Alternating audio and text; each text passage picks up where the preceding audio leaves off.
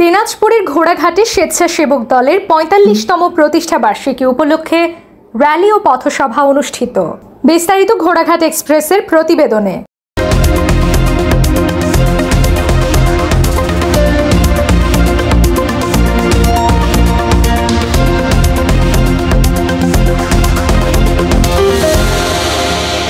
দিনাজপুরের ঘোড়াঘাটে উপজেলা স্বেচ্ছাসেবক দলের আয়োজনে জাতীয়তাবাদী স্বেচ্ছাসেবক দলের ৪৫তম প্রতিষ্ঠা বার্ষিকী উপলক্ষে বর্ণাঢ্য র্যালি ও এক পথসভা অনুষ্ঠিত হয়েছে। দিবসটি উপলক্ষে আজ বুধবার বিকালে উপজেলার রানীগঞ্জ বাজারের সিংড়া ইউনিয়ন পরিষদের সামনে এক পথসভা অনুষ্ঠিত হয়।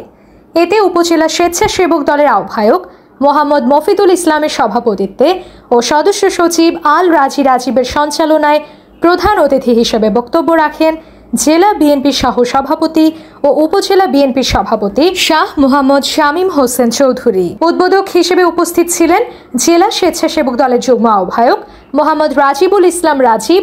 এ সময় বিশেষ অতিথি হিসেবে উপস্থিত ছিলেন উপজেলা বিএনপির সিনিয়র সহ সভাপতি মোহাম্মদ মাহবুবুর রহমান চৌধুরী, সাধারণ সম্পাদক আবু সাইদ মিয়া, সাংগঠনিক সম্পাদক মোহাম্মদ মাহফুজার রহমান লাবলু, জেলা স্বেচ্ছাসেবক দলের সদস্য তানভীর আহমেদ শামীম ও মোহাম্মদ মনিরুল ইসলাম মনির।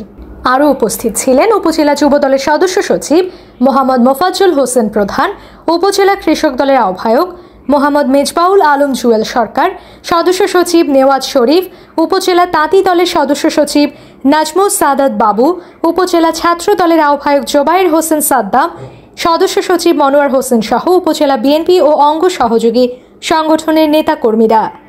পথসভা শেষে দিনাজপুর গোবিন্দগঞ্জ আঞ্চলিক সড়কে দলীয় নেতাকর্মীদের নিয়ে এক বর্ণাঢ্য র্যালি অনুষ্ঠিত হয়। রিফাত সামিরা চৌধুরী, ঘোড়াঘাট এক্সপ্রেস।